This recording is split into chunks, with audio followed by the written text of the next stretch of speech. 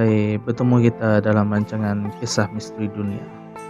Kisah Misteri Dunia kali ini akan menceritakan tentang misteri kisah dunia yang berlaku di Kuching Sarawak pada masa dahulu, yang bertajuk Ular Nyabau ataupun Nyabau bagi Nyawa di Jeram Pelagus.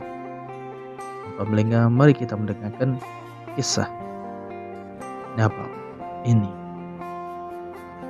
Namanya semakin dilupakan, namun hakikatnya jeram yang terletak di antara Pekan Belaga dan Kapit ini telah merenggut lebih 40 nyawa sejak 1970-an. Jeram Pelagus digeruni penduduk di sepanjang Sungai Rajang dan kerakusannya menuntut nyawa. Itu dikaitkan dengan legenda seekor ular besar yang bergelar Nyabau.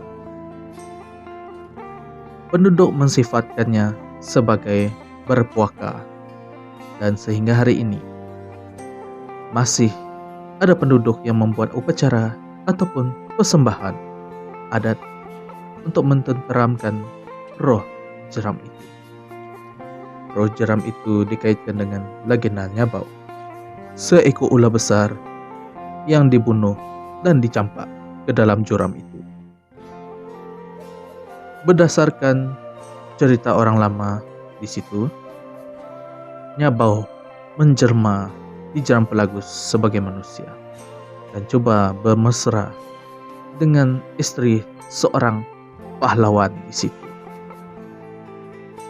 Perbuatan Nyabau itu diketahui pahlawan terbabit dan dia menangkap Nyabau, mengeratkan badan Nyabau kepada 7 bahagian dan mencampakkannya ke dalam jurang. Ekoran perbuatan pahlawan itu, Nyabau juga diceritakan sempat bersumpah akan bertindak ganas dan menuntut nyawa mereka yang melalui Jeram Pelagus. 7 kerabat badan Nyabau itu kononnya membentuk 7 bokah batu bata dan jeram yang ganas di sepanjang jalan Jeram Pelagus yang kini dikenal sebagai Wong Lapoh, Wong Nabau, Wong Batu Kawi, Wong Sukat, Wong Tilan, Wong Batu Naga, dan Wong Pantun.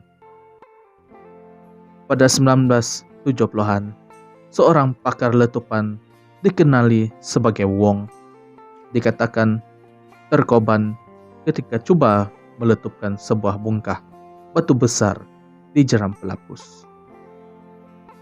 Berikutan itu, semua pangkal nama 7 kawasan berbahaya di Jeram Pelagus diberi nama Wong bagi memperingatkan pakar bahan letupan berkenaan yang terkorban ketika operasi meletupkan batu di jeram itu. Selepas kejadian ngeri itu, tiada lagi sesiapa yang berani mengganggu jeram berkenaan, yang terus mengorbankan banyak nyawa apabila bot yang dinaiki terkandas diterjah arus deras, menghempap bongkah batu yang sentiasa menunggu mangsa untuk dikorbankan. Dari segi sejarah, Jeram Pelagus didakwa pernah menjadi lokasi ratusan tentera Jepun dipenggal pahlawan Iban pada 1945. Tentera Jepun berkenaan dikatakan ditawan sekumpulan pahlawan Iban ketika mereka berundur dari kawasan tengah Sarawak selepas kalah dalam peperangan dunia yang kedua. Namun, di sebalik kisah gerun ini yang dikaitkan dengan jeram itu, Jeram Pelagus juga dikatakan pernah menjadi pelindung dan benteng pertahanan orang Ulu yang tinggal di hulu Sungai Rejang daripada serangan kaum Iban ketika era Ngayau atau memburu kepala pada kurun ke-19. Jeram berkenaan menyukarkan pergerakan pemburu kepala ke hulu sungai sekaligus menyelamatkan orang ulu daripada menjadi mangsa ngayau. Penduduk Belaga Asbi Awang Radin, 45 tahun, berkata, selepas 38 tahun, kerja meletup bongkah batu yang menyempitkan laluan bot di kawasan Jeram Pelagus di Sungai Rejang, di sini berjaya dilakukan. Sekaligus menyebabkan korban Jeram Pelagus semakin berkurangan. Kerja letupan batu itu, katanya, dilakukan bagi memastikan perjalanan bot sama ada penumpang atau barang di kawasan itu lebih selamat. Ia dijalankan menerusi peruntukan kerajaan negeri sebanyak Rm 9 juta. Beliau berkata proyek itu adalah yang pertama dilaksanakan di negeri ini. Ia dilakukan demi keselamatan sistem pengangkutan air kerana ia satu-satunya laluan untuk ke kawasan rumah panjang masyarakat Iban, jemaah, lahanan, punan, dan kayan selain Belaga dan Bakun di hulu Sungai Rejang dari Pekan Kapit dan Sibu, katanya. Jarak yang paling berbahaya di Jeram Pelagus dianggarkan sepanjang 15 km kerana batu berkenaan berada pada kedalaman kurang 5 meter. Selain batu di dasar sungai, batu di kiri dan kanan tebing sungai juga membahayakan perjalanan bot kerana menyempitkan laluan. Beliau berkata, hari ini tidak ramai lagi penduduk Belaga menggunakan laluan sungai melintasi Jeram Pelagus.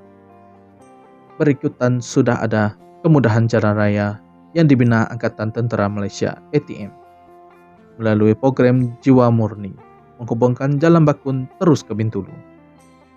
Sekarang, bot ekspres dari Belaga ke Kapit membawa penumpang hanya sekali sehari berbanding dulu yang lebih kerap, katanya, sambil menambah gauman bunyi air deras Jeram Belaga. Jelas kedengaran terutama ketika hujan lebat pada waktu malam. Oke, itu saja kisah misteri dunia Nabaw Tagih Nyawa di Jeram Pelagus kali ini. Oke, bagi anda yang ingin saya berkongsikan kisah misteri dunia apalagi selepas ini, anda boleh komen dan saya akan tunaikan permintaan anda. Oke. Dan jangan lupa untuk anda tekan tombol subscribe, share, komen, and like. Oke. Dan jangan lupa tekan tombol lonceng di bawah agar anda tidak ketinggalan video-video terbaru dari saya. Sampai berjumpa lagi dalam video yang akan datang. Bye.